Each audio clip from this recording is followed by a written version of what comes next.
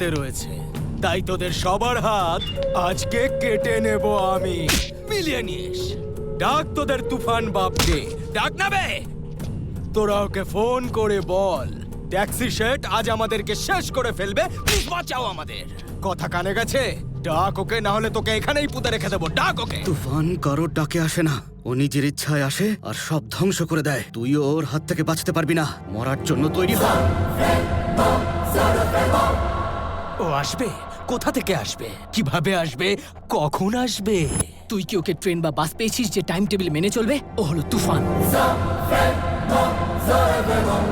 ওই তুফান যখন আসবে সব ধ্বংস করে দেবে।